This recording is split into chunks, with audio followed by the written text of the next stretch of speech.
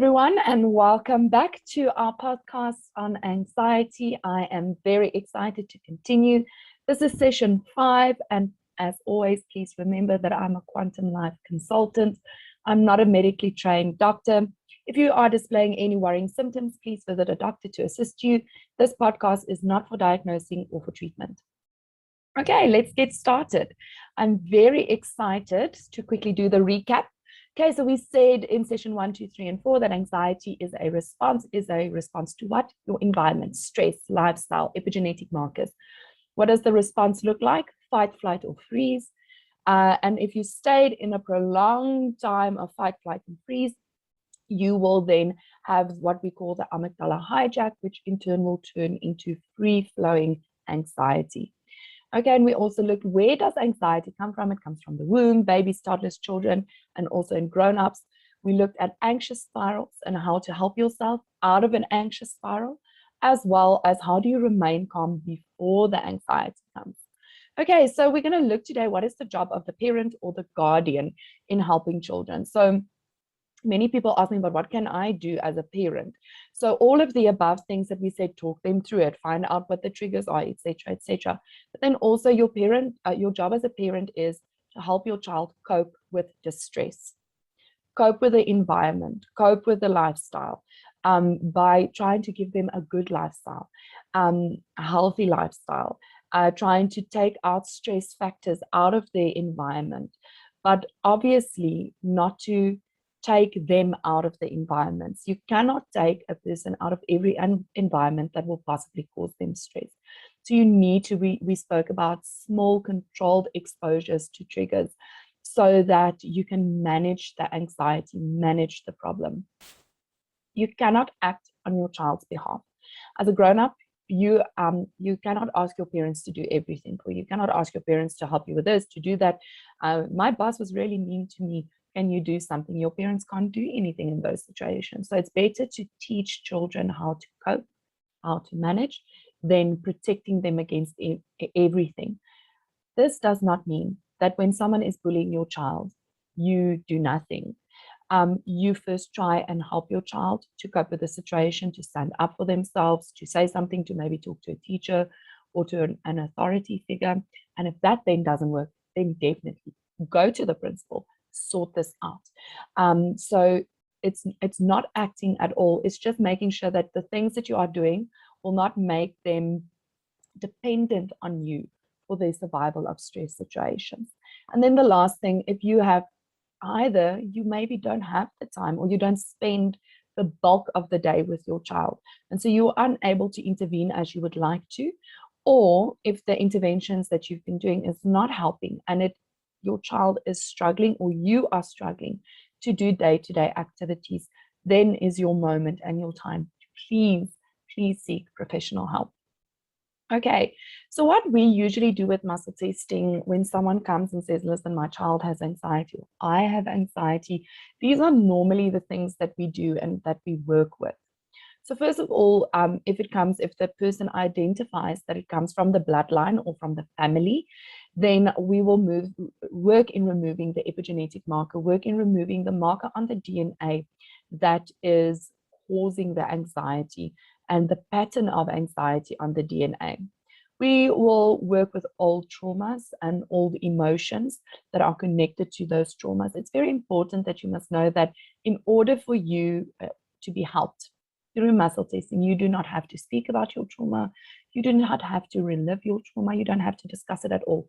The body will lead us to it. We find it and we release it. The next thing that we do is we find where the anxiety is sitting in the body and we release it from that space, and also find all the underlying causes and release that. Subconscious patterns, we'll get to it later when we speak about the soul, but we remove subconscious patterns. Subconscious patterns means that when we are consistently exposed to something, it forms a subconscious pattern. So I want to explain it like this. Let's say you just started driving your car. So in South Africa, the legal age for a learner driver is 17. So let's say you're 17, you are now learning to drive the car. You get anxious for everything. You have to look to change the gears. The sound must be off. in the car, no music, everyone must be quiet. You are concentrating because you are learning on a new pattern.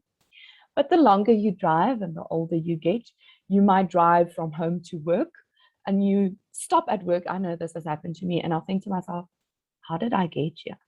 Like, did I have green lights? Did I have red lights? What was the speed that I drove? What road did I use to get here? And so, because it was repeated many times, the action of driving was repeated many times, it becomes a subconscious pattern. And so, unfortunately, your subconscious mind is not able to distinguish between positive patterns and negative patterns. It only knows repetition. And so whatever is repeated will get stuck in the subconscious mind. And so you might be accused of doing A, B, and C, and you'll think to yourself, but where does this come from? Why do people keep saying this to me? This is not my intention. It's because you're acting out of an old subconscious pattern. I just spoke with someone this week who's consistently been humiliated and bullied by older women, mothers of clients or friends that are constantly bringing up things towards her that she feels like, why are you doing this? Why are you saying, why are you bullying me? And so I actually said to her, we must look, because you must have a subconscious pattern, or we call them subconscious communications, as communicating to other people's subconscious mind, abuse me, because that is what people are doing to her. They are emotionally badgering and abusing her.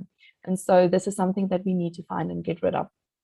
The next thing is we need to find a place of gratitude and thankfulness. Whenever things feel out of your control, whenever things feel as if you are unable to cope, the best way to repel negative emotions out of the body is to sit and really think and meditate and resonate and focus on things that have gone right. Gratitude, to be thankful for those things that have gone right. I listened to a guy speak the other day, and he said that, do you ever wake up and say thank you for the things that did not go wrong, that you aren't even aware of? And it was just like mind blowing, right? We need to be grateful for the things that's going right, and to focus on that. Remove the triggers. And by removing the triggers, I do not mean that removing the person out of the places of triggers. Those are short-term ideas, but you need to understand why something triggers you.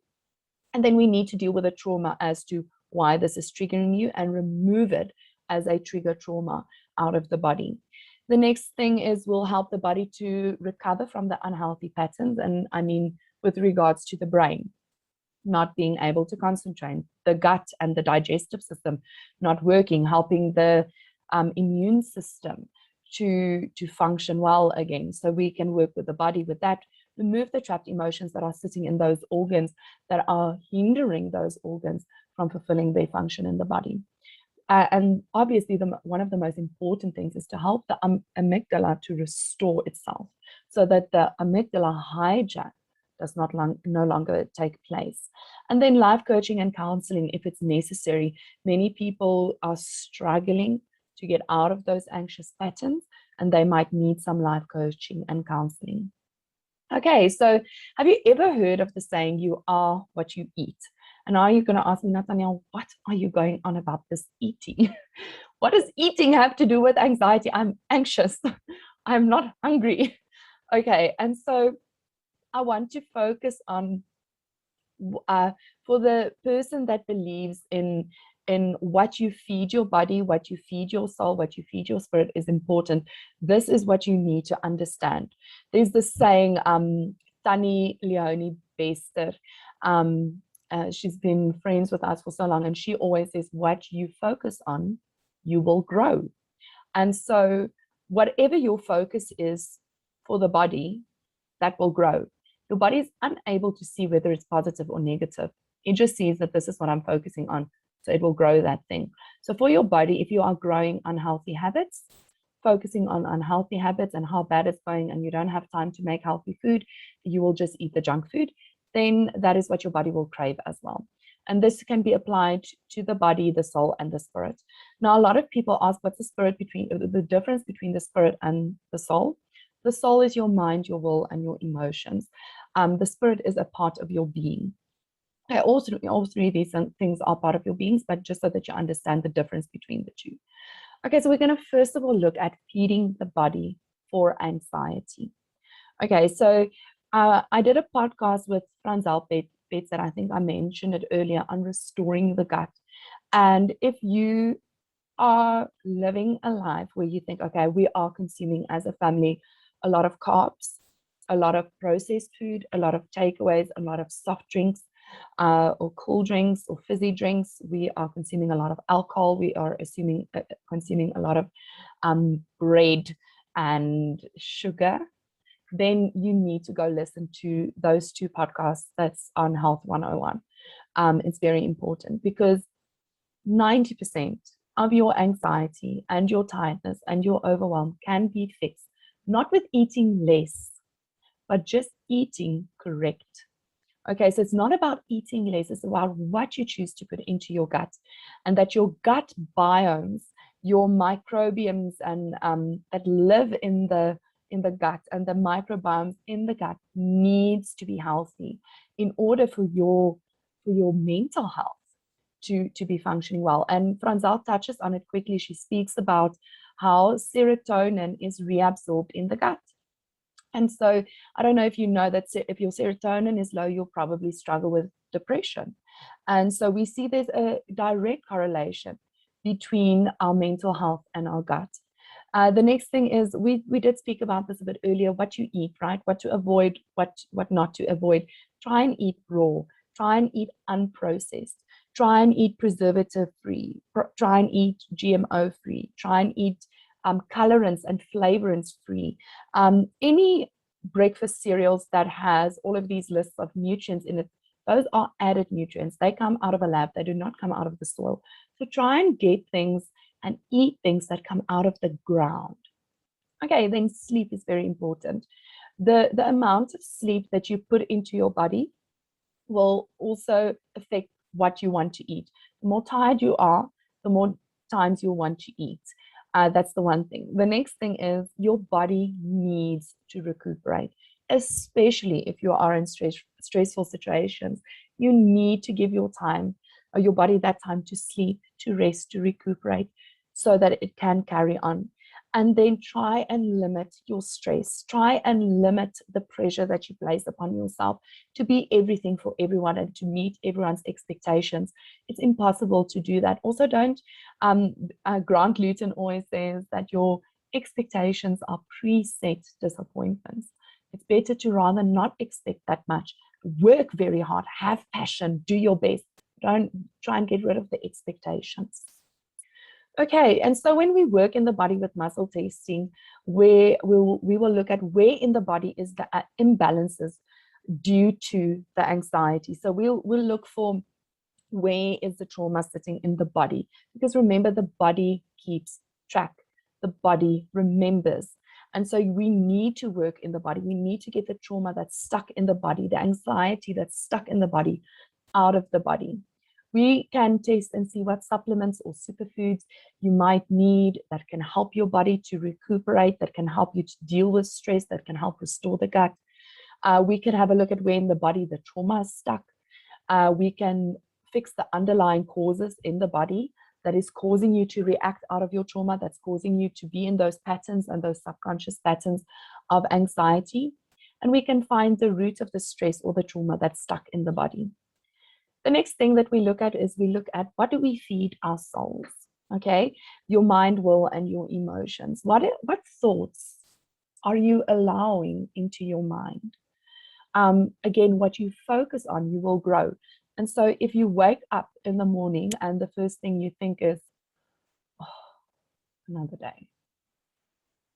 Okay, let's just do this and get this over with.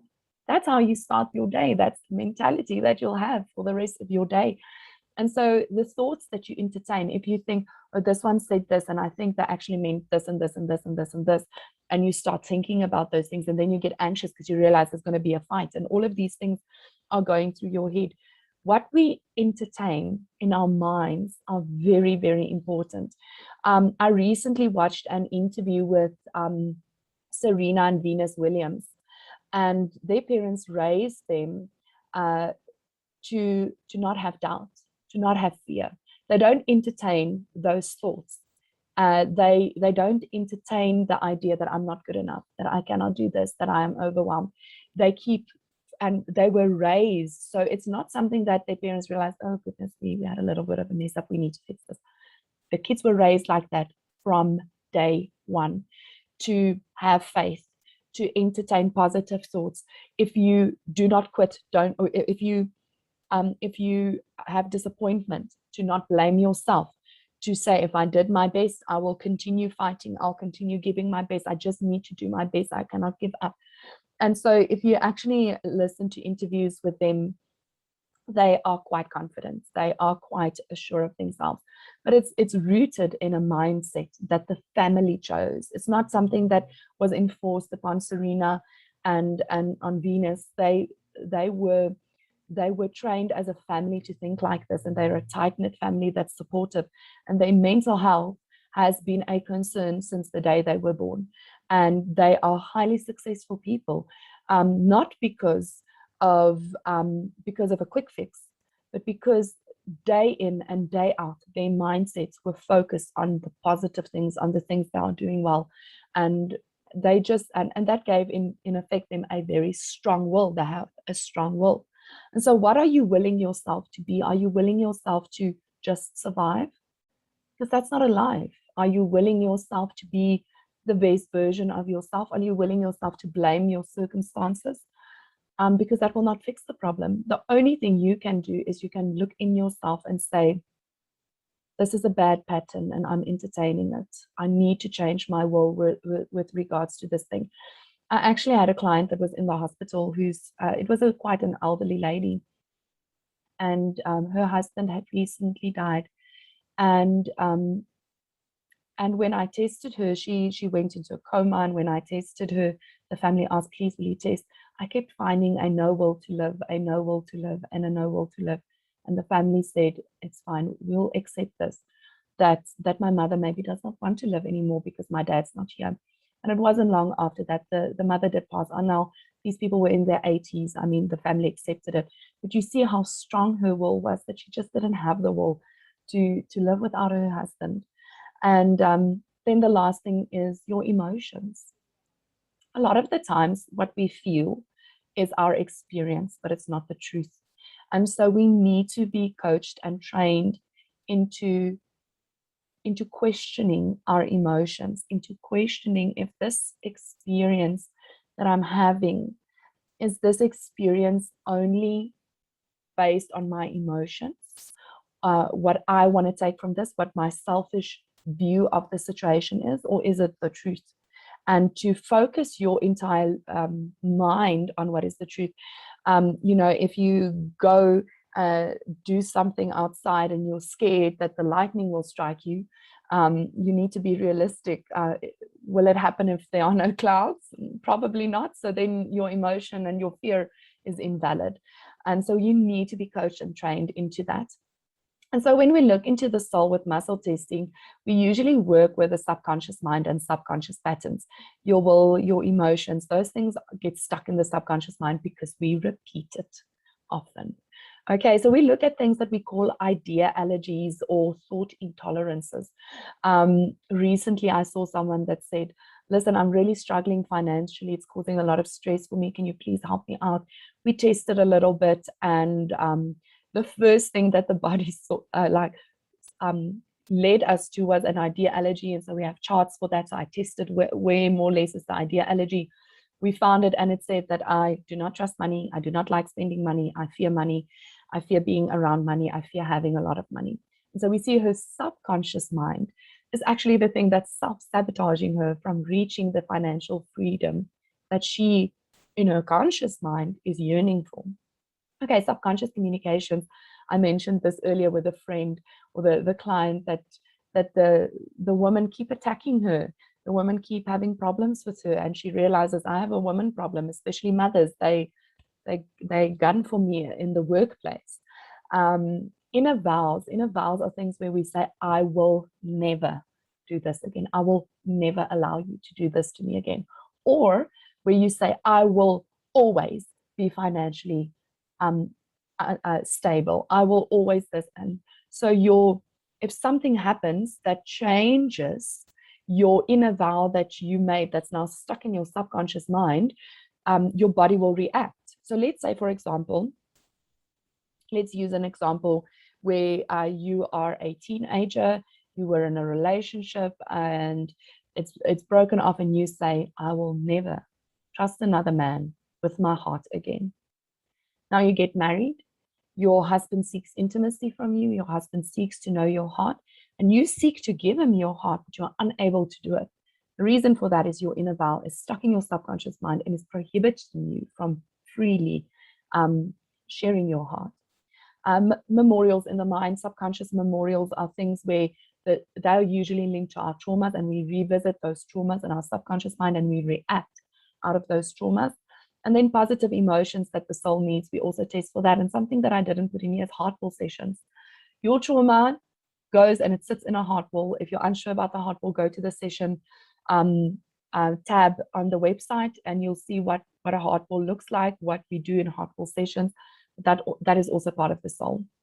Okay, the next session we will be looking at the spirit and what does the spiritual body encompass in all of this. Thank you so much for joining me. I appreciate it so much, and you must have a lovely day. I see you next time.